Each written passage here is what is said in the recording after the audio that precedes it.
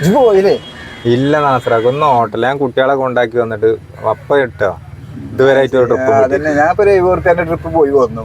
അപ്പോൾ ഇജ്ജ് ഇവിടെ ഉണ്ട് പോകുന്നത് കാണാല. അല്ല നമ്മള് സലാമാക്കൂനൊന്നും കണ്ടിട്ടില്ലല്ലോ. മറ്റേ തൊല്ലി തെരഞ്ഞ 7 മണിക്കൂർ വരുന്നാങ്ങ. ഓനെ ഒരു 9 മണിക്കൂടെ ഉണ്ടായിരുന്നു. പഞ്ചായത്ത് പോകണം പറഞ്ഞു. ഓന്റെ പെരപ്പണി പെരക്ക് എന്തോ എഴുതി കൊടുക്കാന്നോ, അതിനെന്തോ പഞ്ചായത്തിന്റെ എന്തോ. ഞാൻ വിളിക്കുമ്പോ ഫോൺ എടുക്കലുണ്ട്. ഞാൻ അടിച്ചു നോക്കിയിട്ടില്ല എങ്ങോട്ടാ പോയിക്കണമെന്നൊന്നും. 9 മണിക്കാ കണ്ടു.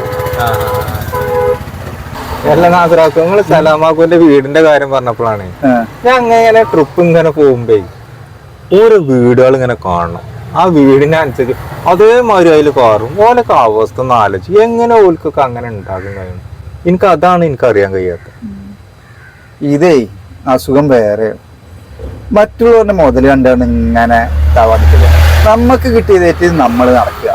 മറ്റുള്ളവർക്ക് ചിലപ്പോൾ വലിയ ബംഗ്ലാവ് ഉണ്ടാവും, വലിയ കാറുണ്ടാവും.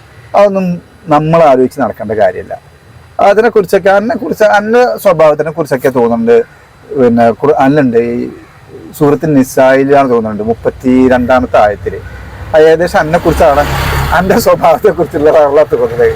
മറ്റുള്ള ആൾക്കാരെ വലിയ വലിയ എന്താ പറയുക, വലിയ വീടും വലിയ മുതലും സ്വത്തും ഒക്കെ കണ്ടാണ്ട് നമ്മൾ ഇതാക്കരുത് എന്നൊക്കെ പറഞ്ഞിട്ടുണ്ട്. ഒരു ഏറെക്കുറെ അങ്ങനെയാണ്.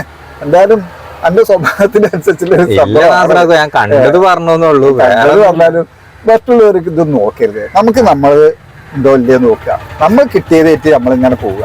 അൽഹംദുലില്ലാ എന്ന് പറഞ്ഞിട്ട് അൽഹംദുലില്ലാ എന്ന് പറയാം. ഓക്കെ എന്നാ.